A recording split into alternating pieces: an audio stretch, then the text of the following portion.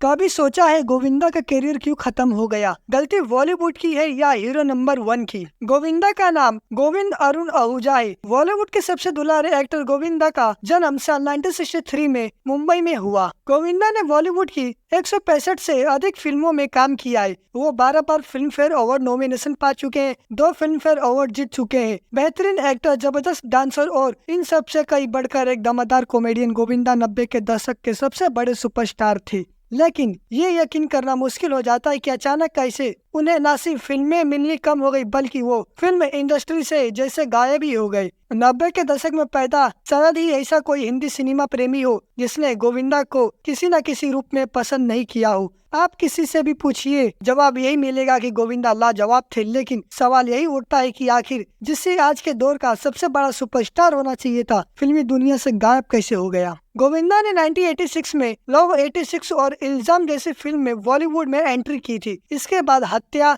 जीते हैं शान से, शोले और शबनम जैसी फिल्म ने उन्हें पॉपुलैरिटी दी। डेविड धवन और कादर खान के साथ उनकी सिनेमा घरों में टाकों का दौर शुरू किया। गोविंदा राजा बाबू से हीरो नंबर 1 बन गए, लेकिन 2000 के दशक आते आते धीरे धीरे वो सिल्वर स्क्रीन से गायब होने लगे। गोविंदा के करियर के खत्म होने के पीछे कई तरह की बातें सामने आई है। बताया गया है कि फिल्म के सेट पर वो अनप्रोफेशनल हो गए थे, अहंकारी हो गए, जिसे डेविड धवन की फिल्मों से उन्हें सबसे ज्यादा नाम कमाया, उनसे झगड़ा हो गया। गोविंदा को करीब से जानने वाले मानते हैं कि गोविंदा ने बहुत सारी गलतियां की हैं। उनकी पहली गलती शायद यही रही कि उन्होंने करियर की ऊंचाई पर पहुंचकर कुछ भी प्लान नहीं किया। मसलन फिल्मों के सिलेक्शन के मामले में उन्हें सावधानी बरतनी चाहिए थी। वही हिंदी फिल्म में ऐसे प्रमुख एक्टर रहे जो तीनों खान, अक्षय कुमार, अजय देवगन और अनिल कपूर के बाद सबसे ज्यादा लंबी पारी खेल सकते थे। लेकिन गोविंदा ने बाद के दिनों में भी हर उस फिल्म को साइन किया जो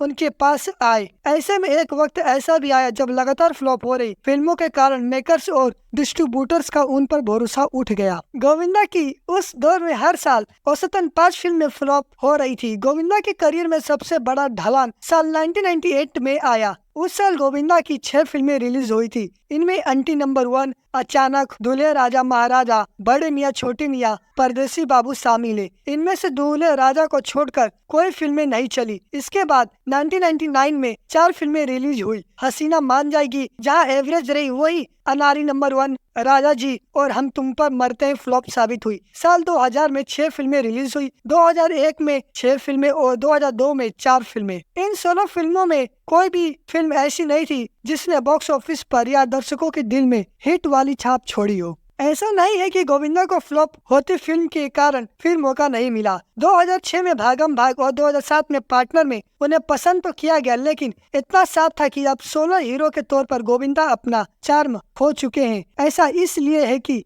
इसके बाद भी उनकी कई फिल्में रिलीज हुई, लेकिन वो छाप नहीं छोड़ पाए। किसी भी कलाकार के लिए समय के साथ बदलना बहुत जरूरी है, लेकिन गोविंदा अपनी कला में तो माहिर थे, लेकिन वक्त के साथ बदल नहीं पाए। रन भोला रन में उनके साथ काम करने वाले एक्टर ने बताया था कि गोविंदा कभी भी शूटिंग के लिए नहीं आते थे। ऐसे में उनके साथ काम करना मुश्किल हो जाता था। गोविंदा को लेकर फिल्मी सेट से ऐसी कई कहानियां और किस्से हैं। कई उनके नखरे से मेकर्स परेशान हो गए, कई उनकी लटेफी से। जाहिर है ऐसे में डूबते करियर को संभालने का मौका कम ही मिलेगा। गोविंदा उन सितारों में से रहे जिनके पास एक बार में 40 से अधिक प्रोजेक्ट रहे थे। उनकी एक फिल्म को बनाने में 6 महीने का वक्त लगता था। एक साथ 3-4 फिल्मों में काम करना और आराम नहीं मिलने की वजह से तबीयत भी बिगड़ने लगी। सबसे व्यस्त और सबसे मेहनती एक्टर होने के बावजूद स्वास्थ्य ने भी उनका साथ नहीं दिया। इस कारण उन्हें कई बार बीच बीच में ब्रेक लेना पड़ा। एक तरफ फिल्में फ्लॉप हो रही थी, दूसरी तरफ स्वास्थ्य कारणों से फिल्में बनाने में देरी हो रही थी। ये भी एक कारण रहा कि मेकर्स का मन गोविंदा से हटने लगा। गोविंदा के बाद के दिनों की फिल्में डू नॉट डिस्टर्ब, मनी है तो हनी है, लाइफ पार्टनर जैसी फिल्में बुरी तरह पिट गई। उन्हें सनी देओल की गदर से लेकर स्लम डॉग मिलियनियर तक ऑफर हुई थी, लेकिन उन्होंने फिल्में ठुकरा दी। इंडस्ट्री से जुड़े लोग बताते हैं कि फ्लॉप साबित हो रहे करियर के कारण गोविंदा उन दिनों चिड़चिड़े हो गई थी।